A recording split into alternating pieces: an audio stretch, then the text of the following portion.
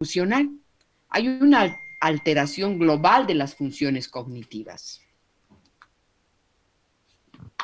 Hay otra persona queriendo ingresar. Entonces, les decía que en un síndrome confusional vamos a tener una alteración global de las funciones cognitivas.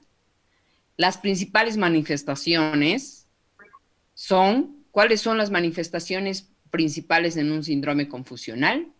Las principales manifestaciones van a ser déficit de atención, ¿sí? Déficit en la conciencia, orientación y memoria. Hay una percepción anómala de la realidad y, por supuesto, razonamiento incoherente. Entonces, nosotros ya estamos en presencia de un síndrome confusional. ¿Sí?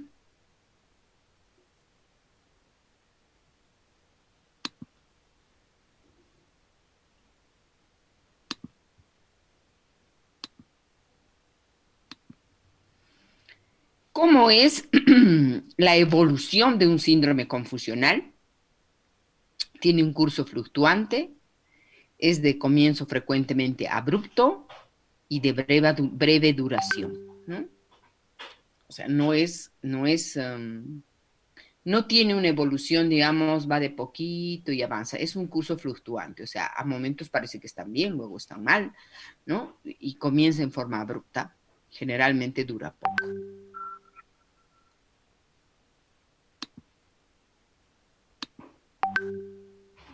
Muy bien.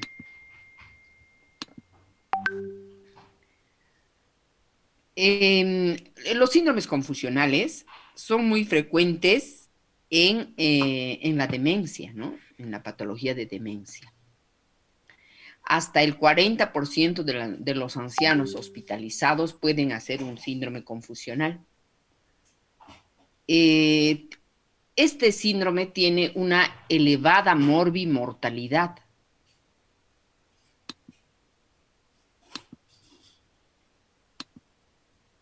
Puede ser el primero, a veces el único, signo de alguna enfermedad subyacente.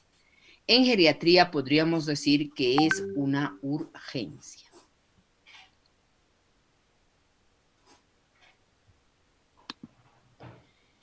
¿Qué es el delirio? Es una variedad del síndrome confusional. Esto quiero que lo sepan. Pregunta de examen. ¿Qué es el delirio? Es una variedad del síndrome confusional que puede presentarse dentro de un síndrome confusional de cualquier causa. Que puede presentarse dentro de un síndrome confusional de cualquier causa. ¿Me entienden, no es cierto? O sea, dentro del síndrome confusional tenemos una variedad que es el delirio. ¿Y cuáles son las principales manifestaciones? Un paciente con un síndrome confusional, con la variedad de delirio, puede tener agitación, estar hiperalerta, o sea, excitado, con una mayor velocidad de respuesta a los estímulos, con déficit atencional, hiperactividad motora. Parece que uno no sabe qué es lo que le está pasando, pero está hiperactivo. Puede presentar alucinaciones visuales e hiperactividad autonómica. ¿Sí?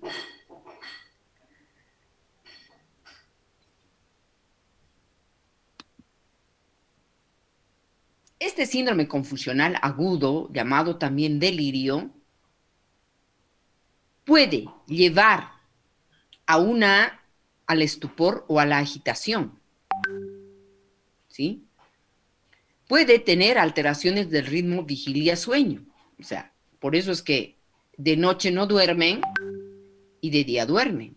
Entonces en los hospitales les dan aloperidol, risperidón y los planchan. Y al día siguiente uno no sabe qué fue lo que les pasó.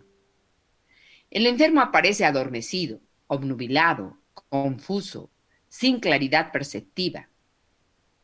Está entre un estado de alerta físico y mental que supone un nivel de conciencia normal y la supresión de dicha actividad que define el estado de coma, pudiendo establecerse una serie de estados intermedios, ¿no? O sea, uno no sabe si un delirio o un síndrome confusional agudo puede llevar a un coma. Va a depender de la multifactoriedad de la patología. Puede haber somnolencia. Cuando hay somnolencia, no es característico que esté presente la desorientación. Puede haber obnubilación, somnolencia más acusada, que quiere decir que no hay respuesta adecuada a órdenes verbales complejas. Estupor es un estado previo al coma, ¿no? Esto lo hemos hablado en grandes síndromes. El paciente necesita estímulos muy vigorosos, no es capaz de ejecutar órdenes verbales. Y de ahí puede llevar a un coma profundo donde va a haber ausencia de respuesta a órdenes verbales y a estímulos dolorosos. Una cosa tan sencilla en el examen no han podido responder, muchos no han podido responder, una vergüenza. Muy bien. ¿Qué factores predisponen al delirio? Como les decía, es multifactorial. El envejecimiento disminuye el umbral. Los más viejos tienen más riesgo, es verdad. La disminución de la visión y o la audición. Una enfermedad mental o física crónica preexistente, como por ejemplo el Parkinson, la demencia, la depresión, una enfermedad psiquiátrica u otros. La demencia aumenta el riesgo en 2 a 3 veces. Reacciones adversas a las drogas, que está relacionada a cambios orgánicos propios del envejecimiento, el uso de benzodiazepinas, alcohol, ¿no? O sea, no es nomás tomar y tomar. Susceptibilidad variable entre los diferentes individuos. Existe una susceptibilidad, o sea, no es 100% lo que va a pasar a esta persona. Va a depender de la idiosincrasia de cada individuo.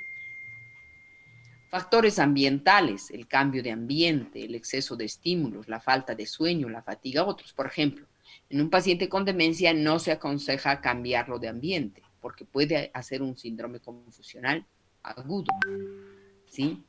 O cuando hay un exceso de estímulos en los ancianos demenciados puede haber algún problema de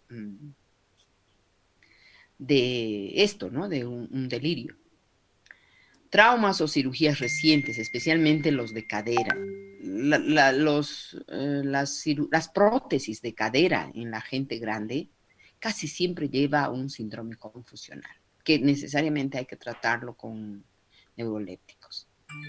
La insuficiencia renal o hepática.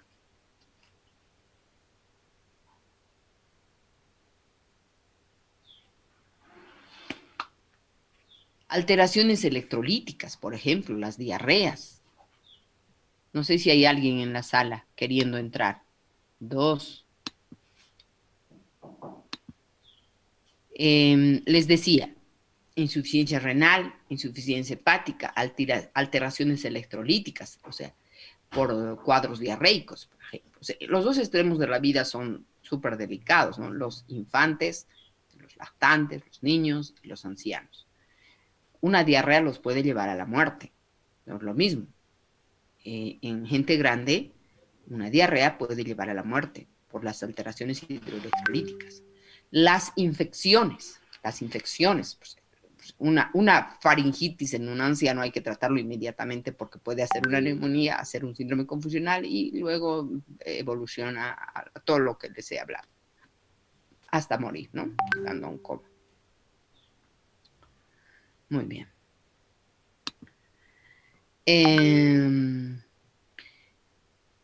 ¿Cómo empezamos a hacer el diagnóstico sindromático?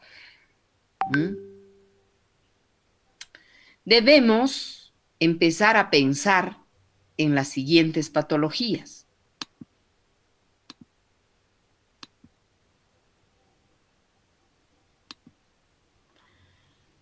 Ha hecho un accidente isquémico transitorio un paciente, ha hecho un accidente cerebrovascular, ha hecho una demencia, ha hecho un accidente cerebrovascular con disartria, ¿sí? Estamos en presencia de un síndrome confusional. Es importante en la gente grande tomar en cuenta que una ancianita, por ejemplo, puede estar cruzando con retención urinaria, o un anciano igual, con un fecaloma, infecciones urinarias altas o bajas, neumonías, etcétera.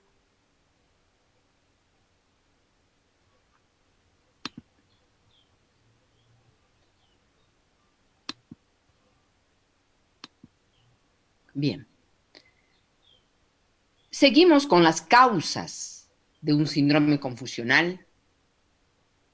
Dentro de las enfermedades médicas o quirúrgicas tenemos la neumonía, la sepsis, encefalopatía hepática, uremia, insuficiencia cardíaca congestiva, hipoxia e hipercapnia, hipoglucemia, hiperglucemia, enfermedades neurológicas del tipo de hemorragias subdurales, tumores, hemorragias subaracnoideas, meningitis, estados epilépticos no convulsivos, tumores cerebrales, abscesos cerebrales. Todas estas patologías que ustedes ven pueden llevar a un síndrome confusional.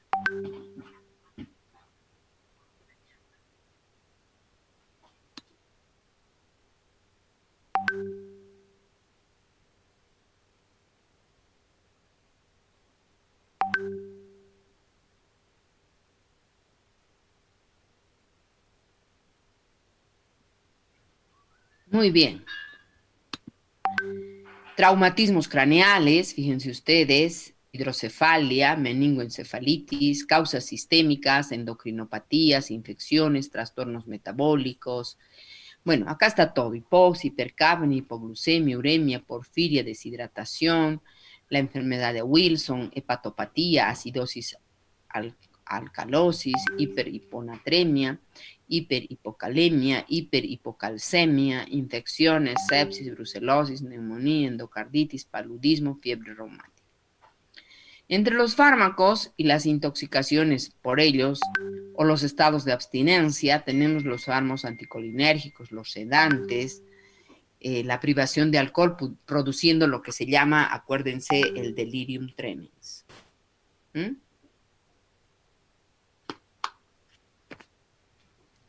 La privación de las benzodiazepinas. Hay alguien que se ha salido, no sé.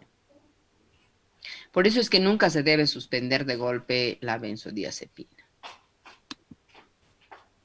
Bien, como en todo,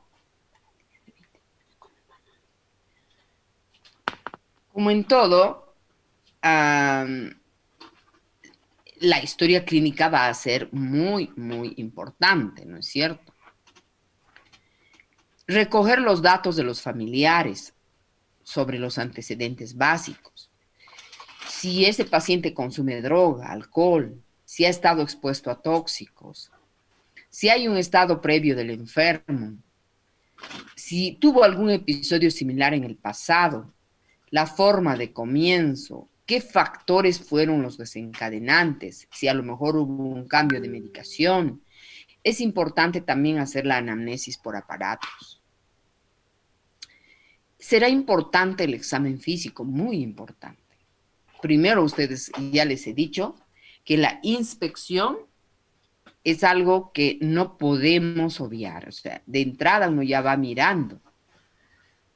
Por ejemplo, ver, bueno, cuando les pongo la pinta, es decir, el aspecto, ¿no?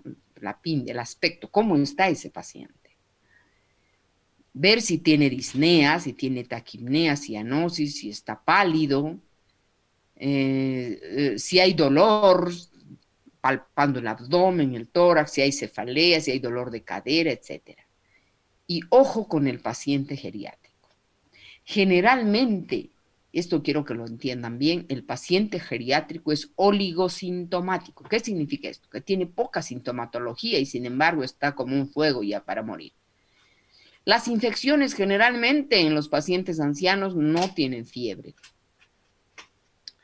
Y bueno, es importante que cuando hay infecciones urinarias podamos también trabajar en conjunto con el urólogo, ¿no? Aquí les pluripatológico, ¿no?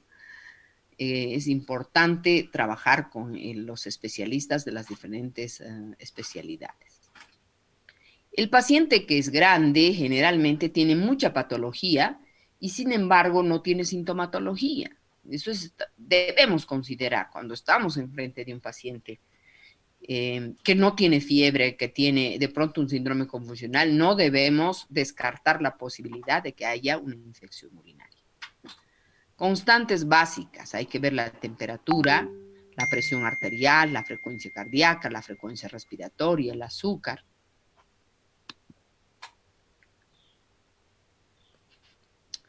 Entonces, no se olviden que debemos hacer un examen físico completo. No olvidarnos de una exploración neurológica básica, como el nivel de conciencia, la atención, el lenguaje, la orientación, la memoria, el razonamiento, el comportamiento, la focalidad neurológica. Si no hay una focalidad neurológica mayor, es decir, si hay un déficit focal, es decir, una hemiparesia, una hemiplegia, ¿no es cierto? Ver si no hay mioclonías o tenemos asterixis, ¿no? En el abdomen. Y preguntarnos si existe una clara focalidad neurológica. Entonces estamos en presencia de un accidente cerebrovascular, ya sea de tipo hemorrágico o isquémico. ¿Se tratará de un síndrome confusional? Nos tendremos que preguntar. El diagnóstico de presunción va a ser pues la causa de lo que nosotros estamos pensando referente al diagnóstico que nos impresiona. Bien. ¿Y qué estudios complementarios podemos hacer? Una vez que nosotros hemos hecho el examen físico, ya estamos pensando qué es lo que puede tener ese paciente. Basándonos en la historia clínica y la exploración física, nosotros tenemos que pedir un hemograma, una glucemia capilar inmediata, glucosa, iones, calcio, creatinina, un examen general de orina, rayos X de tórax, un electrocardiograma, considerar también la búsqueda de focos infecciosos y un examen toxicológico. Las pruebas dirigidas según la sospecha que nosotros tengamos. Por ejemplo, si estamos en presencia de un accidente cerebrovascular, ¿qué cosa le vamos a pedir? A ver, al auditorio. Tomografía. Una tomografía. ¿De dónde? Pues tomografía del pie. Hablen con propiedad. Tomografia de crânio, Tomografía. doutora. De ¿Qué? crânio, doutora. Tomografia de crânio simples, sem Tomografía complexos. axial computarizada de encéfalo o de cráneo. Así tienen que hablar, ¿no? Tomografía, no va a dar. Entonces, de acuerdo a la patología que nosotros estamos pensando, también dirigiremos un poco los estudios a pedir. No nos olvidemos siempre de la parte de la rutina, ¿no? No nos olvidemos pruebas de función hepática, cultivos microbiológicos tóxicos en sangre y orina, de acuerdo si estamos sospechando de una intoxicación. Las hormonas tiroideas sí son muy importantes. Tendremos que hacer una punción lumbar si estamos sospechando de que hay una meningitis, ¿no? No se olviden que para hacer, cuando sospechamos de una meningitis, antes de punzar, hay que hacer siempre una imagen, por el riesgo de que si estamos en presencia de un absceso, podemos enclavar y matar a ese paciente. Fisiopatología. ¿Qué es lo que pasa? Hay una alteración global de las funciones cognitivas. Esto, evidentemente, para que haya un síndrome confusional, vamos a necesitar de que se produzca una disfunción, ¿no? Ya sea a nivel difuso, cerebral, ya sea en ambos hemisferios, que sea multifocal, ya sea en el diencéfalo, en el tronco. Excepcionalmente podríamos hablar de infartos parietales derechos y occipitales.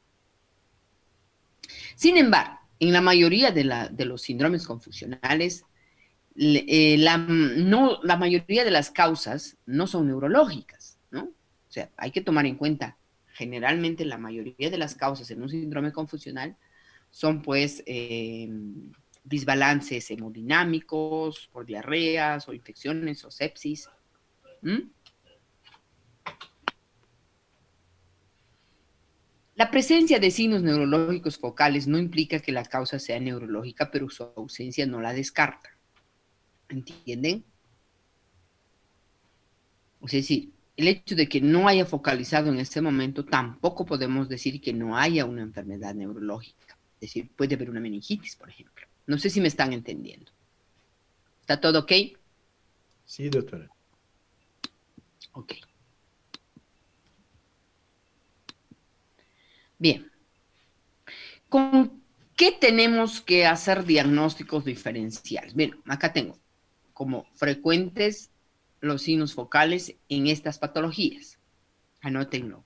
Traumas, contusiones, hemorragias intracraneales, hemorragias subdurales, accidentes cerebrovasculares como múltiples infartos, infartos derechos y de circulación posterior, encefalopatías por hipertensión endocraniana o encefalopatía por hipertensión arterial, vasculitis como el lupus eritematoso sistémico, etcétera, embolismo aéreo graso, hemorragia subaracnoidea.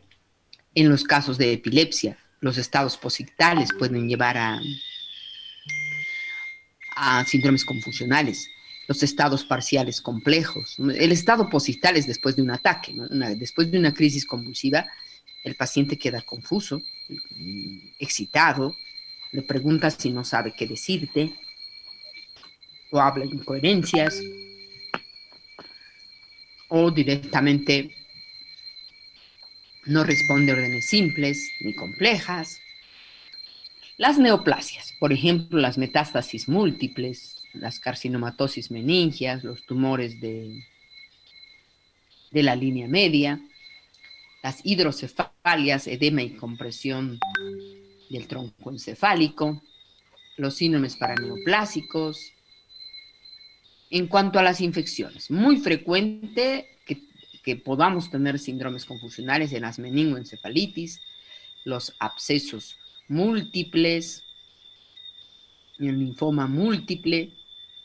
En las causas psiquiátricas, por ejemplo, la manía aguda, la depresión, la ansiedad, la esquizofrenia, la histeria y otros síndromes de somatización. Diagnósticos diferenciales, otra vez, seguimos en lo mismo, encefalopatías metabólicas, como la hipoglucemia, la hiperglucemia.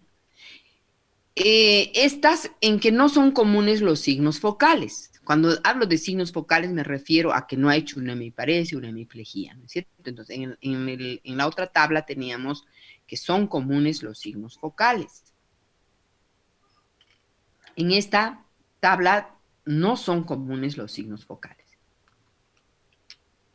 En este caso tenemos las encefalopatías metabólicas, la hipoglucemia, la hiperglucemia, la hipoxia pulmonar, cardíaca, intoxicación por monóxido de carbono, uremias, hipercapnias, cetoacidosis diabética, la insuficiencia renal aguda, la insuficiencia hepática, trastornos hidroelectrolíticos y del estado AB, ¿no? O sea, de las vías aéreas, sodio, potasio, calcio, magnesio.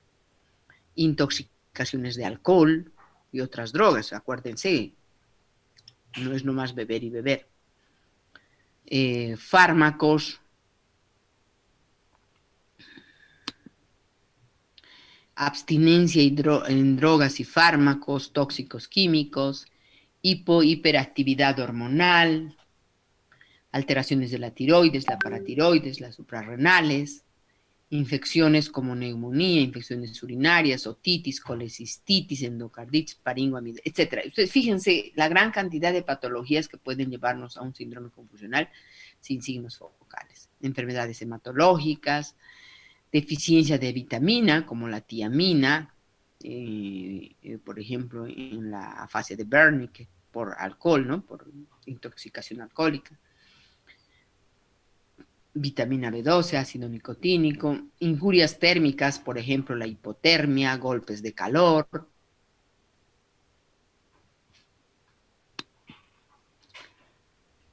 También no podemos olvidar otros retos diagnósticos. Esto anótenlo, pero subráyenlo. La retención urinaria, el fecaloma, la deshidratación, cuadros de dolor, supresión de benzodiazepinas pueden llevar a un síndrome confusional. Bien, el tratamiento. ¿Cómo hacemos el tratamiento? El tratamiento tiene que ser, como siempre lo hemos dicho, en función a nuestro diagnóstico etiológico, sindromático y topográfico. No nos olvidemos que al momento del tratamiento sintomático, si es necesario, debemos usar una sonda nasogástrica, sujeciones blandas, es decir, solo con benditas. Las sujeciones mecánicas son esas que tienen unas esposas que se atornillan a una especie de fierros y se trabaja con destornilladores, eso se usa en el psiquiátrico. Pero la sujeción blanda la podemos hacer en cualquier hospital con vendas. Y tomar en cuenta las medidas ambientales. ¿Qué medidas ambientales vamos a tomar en cuenta? Que no haya ruido, que no haya mucha luz, etcétera, ¿no? Todo aquello que habíamos dicho que puede gatillar un síndrome confusional.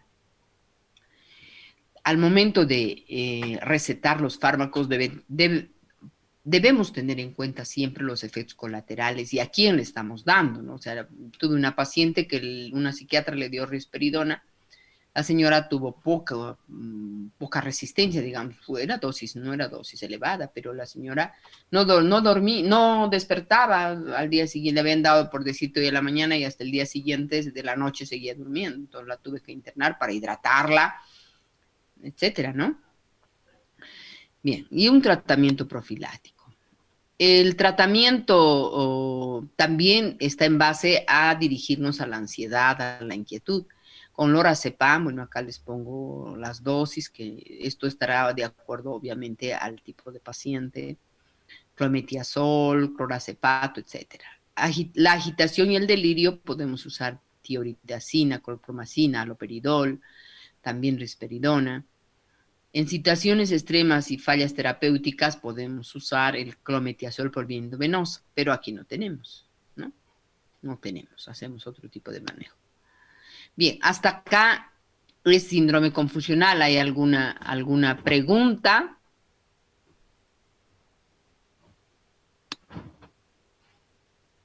¿Tienen alguna pregunta? Creo que no, doctora. ¿Está claro todo? Claro, doutora. Ok. Bien, vayan tomando nota, todo lo que yo hablo, no solo es diapositiva, sino que las preguntas para el parcial van a ser ya más de razonamiento, ¿no? Bueno, me gustaría darles otro tema más, pero tengo una reunión, así que voy a llamar lista rapidito si me alcanza. Sí, tengo 5 minutos.